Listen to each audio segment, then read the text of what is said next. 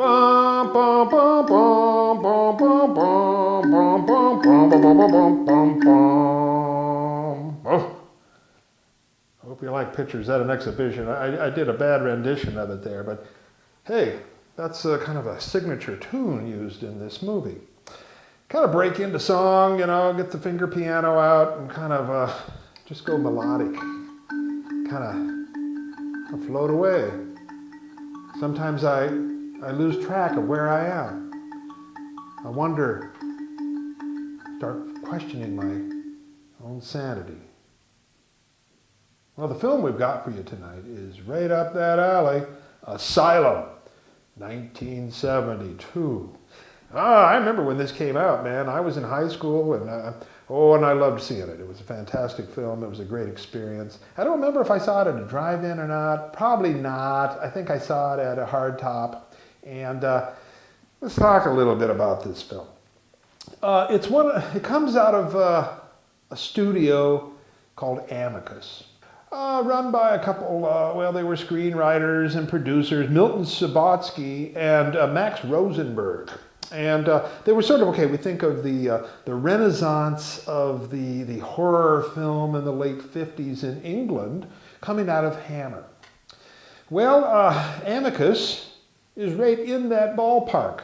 A film that we show that was not an Amicus film, but was a Subotsky production, was Horror Hotel, 1960. So sort of moving in that direction. And one of the things that the Amicus films, when I think of Amicus, the name kind of rings a bell for me. It says omnibus, it says portmanteau, it says anthology film. Because that's sort of what the Amicus bunch did, is they hired a screenwriter, in this case it's Robert Bloch.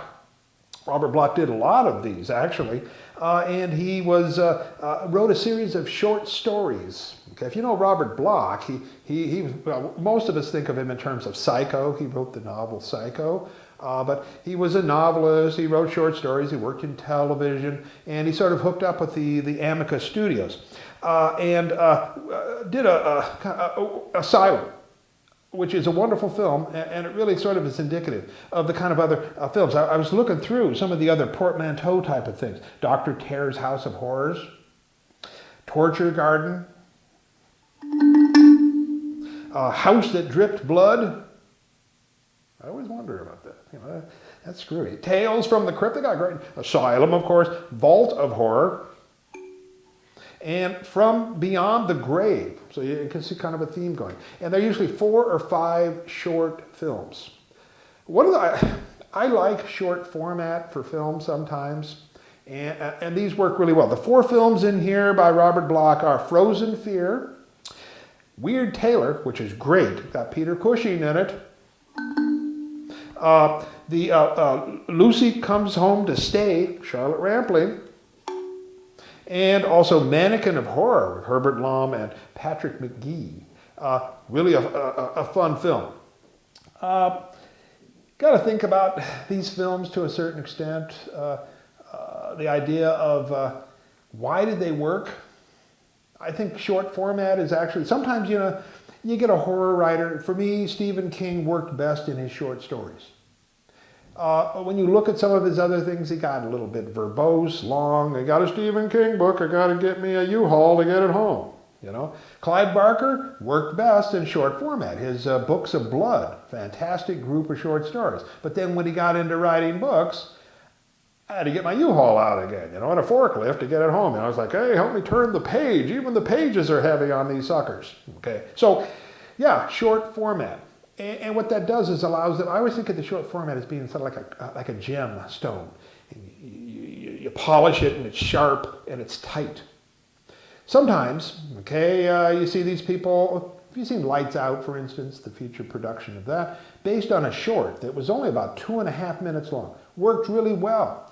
Then, the same director comes out and says, I'm going to make a feature of it. He gets his bicycle pump out and blows it up to, around 2 hours, Can't hold it up, It's like a lot of comics that come out of the Saturday Night Live tradition, who are really good in sort of little bits, but then they build a whole feature around them. Yuck. Night at Roxy, things like that.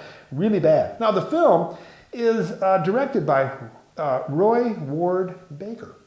And he really knew his way around the horror world. He did Monster Club, Legend of Seven Vampires, 7.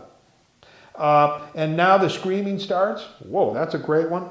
He did Dr. Jekyll and Sister Hyde. Well, that's one of the great variations on that theme. Scars of Dracula, Vampire Lovers, and 5 Million Years to Earth. All those Quartermass in the Pit type of things. Really liked the film.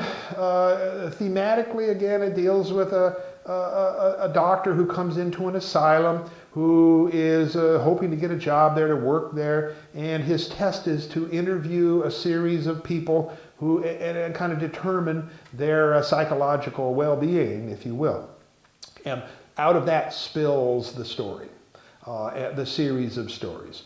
And it's rather Poe-esque, okay? If you know some of Edgar Allan Poe's stories, the idea of, okay, who is in charge of the mental institution? I know I blew it already for you, but that's what the heck, You're not watching it for the plot anyway. You're watching it for the great cinematography by Dennis Coop, who also did Bunny Lake is Missing, 10 Rillington Place, good one, Vault of Horror, and Now the Screaming Starts. So he knows his way around the horror mechanisms as well. I think you're going to enjoy this film. Great score, uses a lot of Mussorgsky stuff, Night on Bald Mountain, and Pictures at an Exhibition, which I always loved that great work.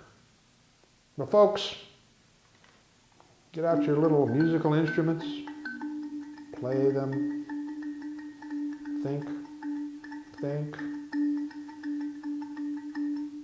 Are you who you think you are? Do you belong where you are? Look at the person sitting next to you.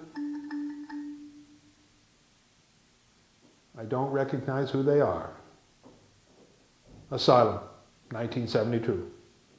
Roll 'em.